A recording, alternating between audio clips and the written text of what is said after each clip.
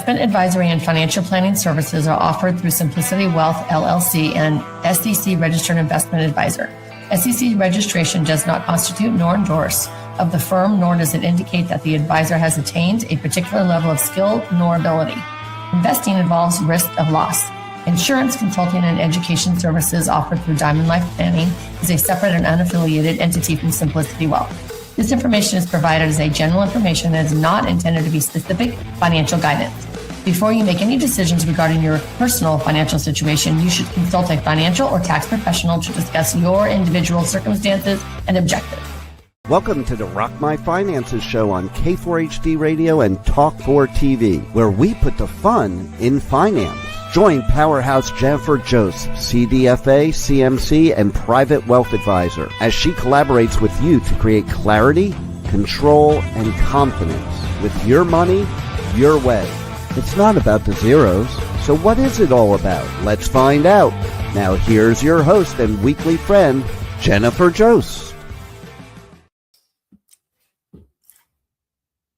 Welcome back. Welcome back, y'all. So glad you're here.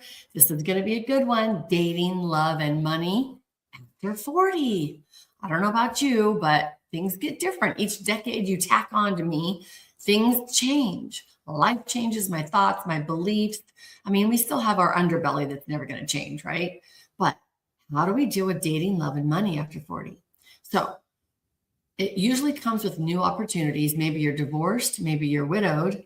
Maybe you've been single for years. I've been single for I don't even know, 10, 12 years now. It's kind of crazy. Maybe you've been dating on and off with different long relationships. But after 40, things are a little bit different. I could even say after 50, after 60, I'm 60. So you're not dating with the same experiences, responsibilities, or expectations that we had in our 20s, right? We have a history. We might have a history like I've been married 3 times. I know 3 times, but there's a story behind that, I promise you. But there's things there that have add up over the decades. We've learned lessons. We've experienced a good chunk of life. We may have children, maybe adult children. Some might even have grandkids. We may own a home or several. We may have lost everything. We may have retirement accounts. We have, Roth, IRAs, whatever. 401ks still, we could be working and contributing. And we also may have some money scars. We may have betrayal in our past. We may, especially if you've been divorced, and that's not necessarily a bad thing. It's just something to be aware of.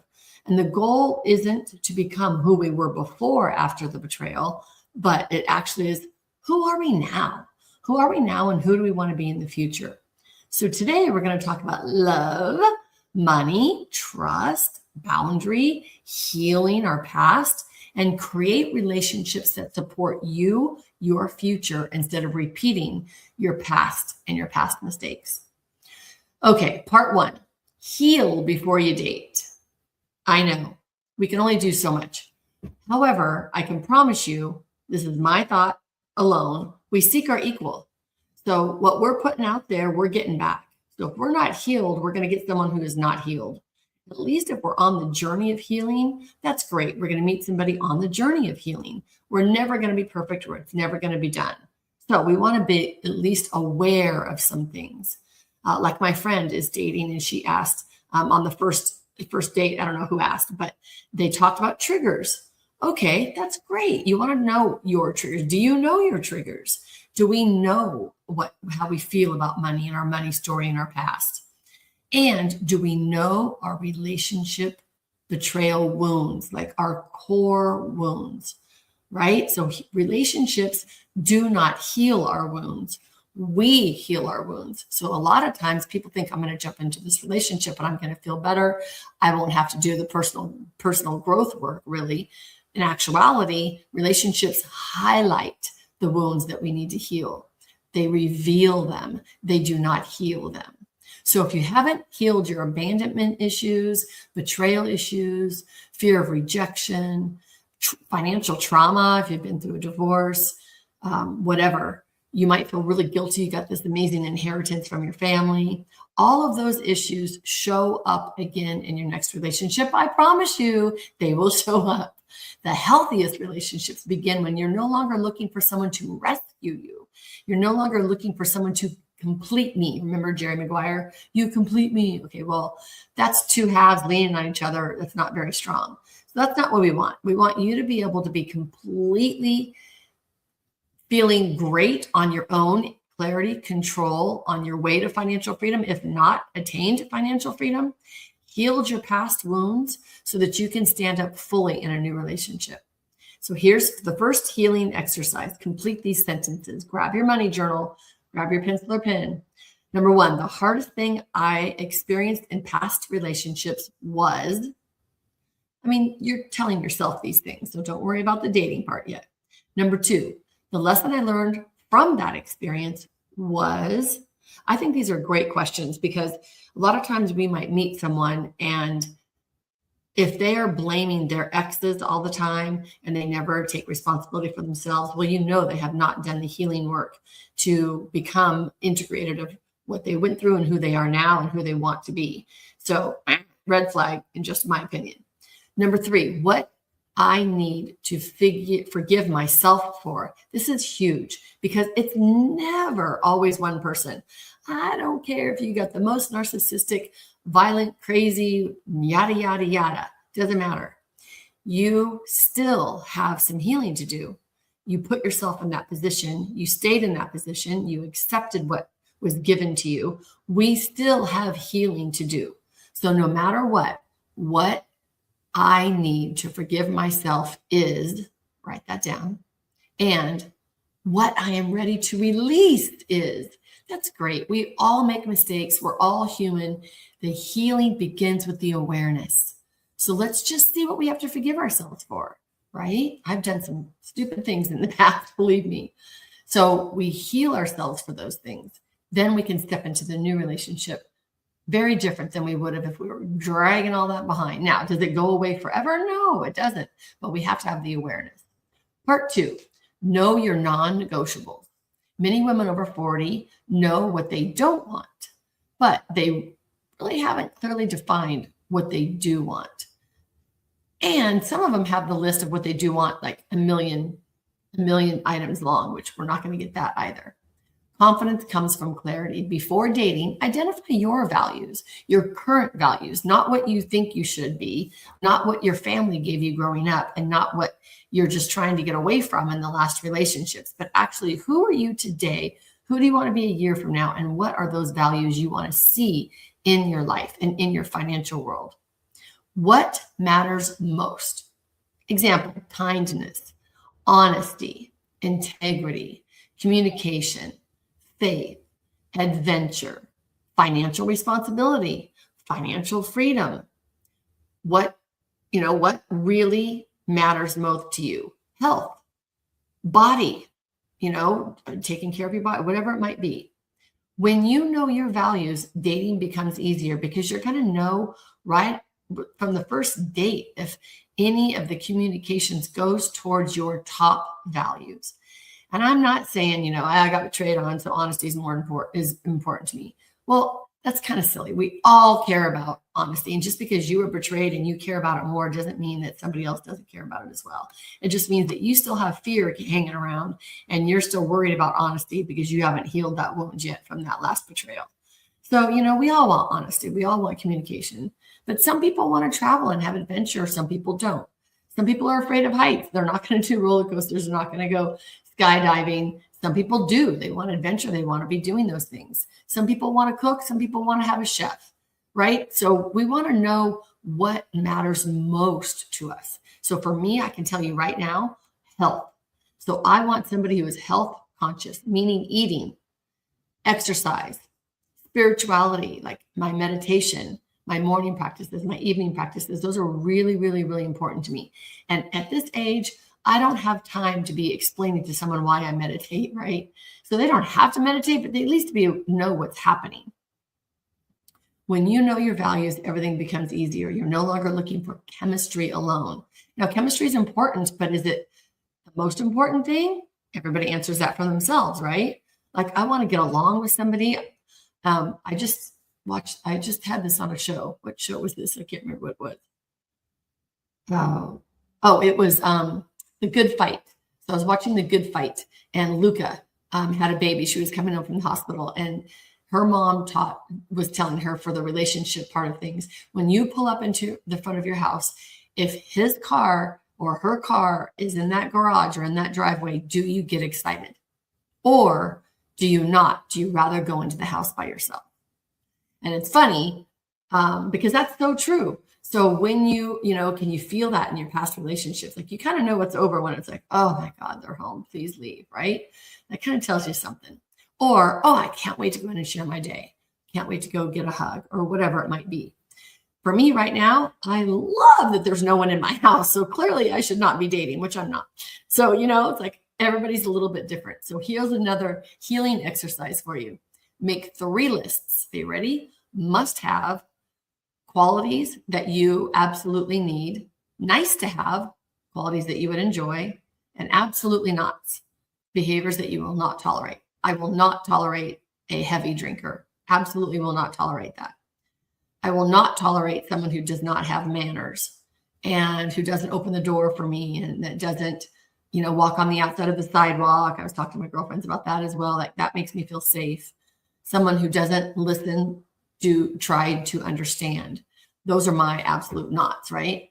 Now, I want you to put money in here, right? So your must-haves around money, qualities that you need around money. You might have been betrayed hugely by a spender, so you do not want somebody who spends. You might not have healed that wound. You might nice to have someone who has the least amount of money as you do, and then absolutely not. You will not take anyone with credit card debt and bankruptcy, anything like that. So turn that into your money things as well. Okay, part 3. When should you talk about money in the dating? The most common question is, when should I bring up money? Well, probably not on the first date, right? And probably not even on the second date. Money conversation should happen naturally as trust develops. So you don't need to have account balances, Social Security, if you filed for bankruptcy. We're talking more about values. Do they value abundance? Do they value security? Does money equal security to them? They might be sharing that just in conversations, right? So early conversations kind of focus on spending habits, financial priorities, retirement goals, for a lack of a better word, right? Financial freedom goals, debt philosophy, and lifestyle expectations. You can glean a lot from someone, just how they travel and how they talk about traveling. They might be, going to all the cheap sites and only getting a deal and 2-for-1s and, just keeping things very frugal. And if you are frugal, that is perfect for you, right? If you like to stay at hostels and, the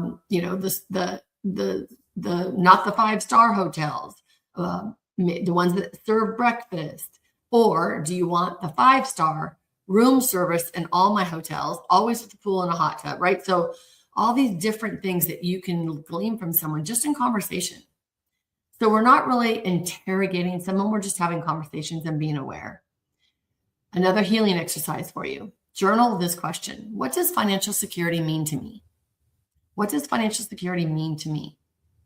Many people have never really defined it. Until you know what security means to you, it's difficult if someone else actually shares that vision for you. We all say we want financial security, but what does that mean? Like I had a client that she had to have her house paid off. She grew up that she just had to have her house paid off.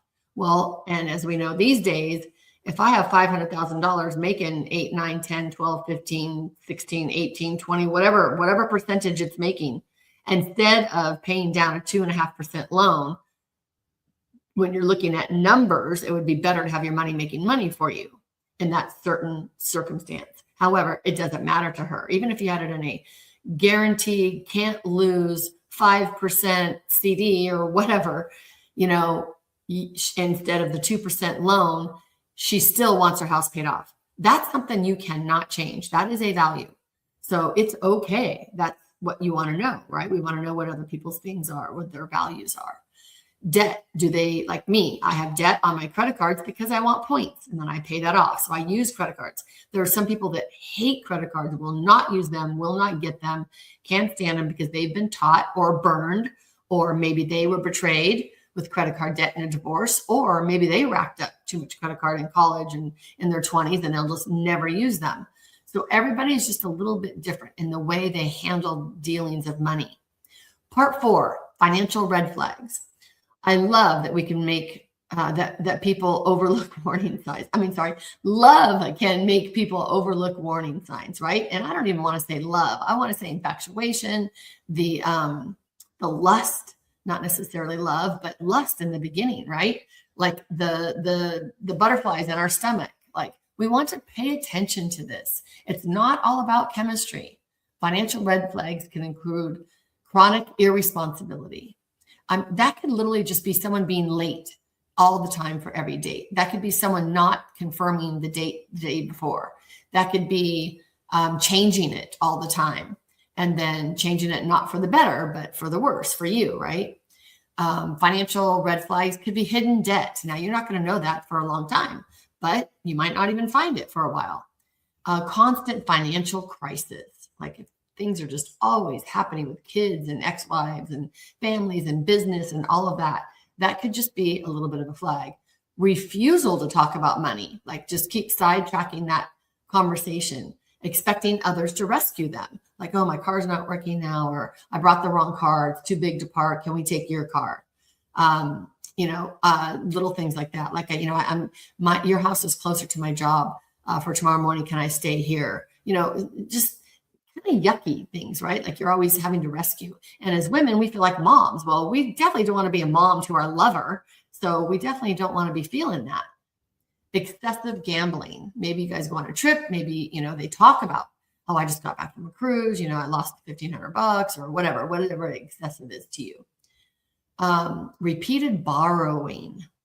Well, I don't even know how you would know that. But if anybody ever wanted to borrow money from me that I just met, that's a huge red flag, right? Financial control. You could probably see it. Like, it comes out in other areas. If they're going to have financial control, they're going to want to control where they eat, where they go, what time they go, where they come back, who's driving, all that. The control might show up in other areas. So the goal is not perfection. The goal is honesty and responsibility. So here's another healing exercise for you, because as we know we cannot fix someone else. We can only fix ourselves. So ask yourself, what red flags did I see but I ignored in my last relationship, or the one before that, or before that, or before that, or whatever, right? All my relationships. There's your weekend right there. There's your weekend at the beach or at the pool. That's your homework. Like, take your money journal with you and say, okay, what have I ignored in the past? Now, I can tell you, I did not have a financial, well, I did in one of my marriages, but I really had a betrayal in a family member. And so that would be a great thing that I've journaled on and come to healing grips with. But that always pops up. So I should do that again, right? Like, what did I ignore? I already know what I ignored, and I should not have ignored that, right? Shoulda, woulda, coulda. But now what have I learned? We got to integrate that. We can't change it until we're aware of it and we remember it. It's easy to forget things. So, that's why we want to write them down in our money journal. Why did I ignore those red flags? Well, because it would be easier for me. I didn't want to confront that somebody else would actually do something like that. Fear of being alone could be one. Like, you really want to be in that relationship. Hope that they would change, or that they would never do that to you, only to their ex-wife or their ex-wife. Wanting the relationship to work. A lot of people really want to be in that relationship. Like, it says something to who they are to the society, and they feel like half of a person or half of counting, which is very true. I live in a very couples area, and it's sometimes hard to be a single person and growing up with my kids. I was a single mom all the time. All their friends were always married. So that was strange. So I get that you would want to be in that relationship, but write all these things down so that you're actually aware of them. Part 5, trust yourself again. Many women have experienced divorce, betrayal, financial loss. Like, I shouldn't have invested in that one stock or that one thing. We actually stop trusting ourselves. We don't want to do that. So we want to say, well, we do say, I should have known, shoulda, woulda, coulda, right? I missed the signs. I didn't want to look at the signs. How did I let that happen? But healing isn't about blaming yourself. I can tell you now. It's acknowledging it and rebuilding the trust in your own judgment. The fact that something happened doesn't mean that you're incapable of making good decisions. That just means that that's more that you learned in the past of what not to do. And also, it means you're human. So one more healing exercise: create a list that's titled Evidence That I Can Trust Myself. Remember, we always want to flip everything and stay on the positive. So include difficult situations that you've survived, good decisions that you have made, challenges that you've overcome, and then times that you actually have listened to your gut and listened to your intuition. Read it whenever self-doubt appears. Like, read that, check that list out. Like, yeah, I did do that good. Yeah, that was a good choice. Part 6, healthy boundaries around money. Healthy boundaries protect relationships. They do not damage them. So boundaries might include, obviously, no co-signing for loans, and don't combine finances too quickly. I did with my last husband. We were a blended family, so we created one household checking account, but I kept mine, he kept his. Keeping certain assets separate. I love that. Coming from a certified divorce financial analyst, I see this happens a lot. So you want to keep your stuff separate for a very long time until things are really, really dialed in. Discussing large purchases. Like, we want to make that a boundary. Like, if it's going to be over a certain dollar amount, it all gets talked about. I hope these boundaries created some clarity for you, and clarity creates trust for you. And I hope that you include all these wonderful journaling and exercises on your money dates, because I really want you to be able to walk away from dating, love, and I want you to trust yourself. And I want you to be able to say, hey, I rock my finances. We appreciate you joining us today, and don't forget to subscribe to the Rock My Finances YouTube channel for more engagement and bonus content. Tell me, what is your money story? Let's find out with Jennifer right here on K4HD Radio and Talk4 TV. It's not about the zero, it's about the F word, feelings. Feelings Jennifer can't wait to explore with you next week. Until then, let's all say, I rock my finances.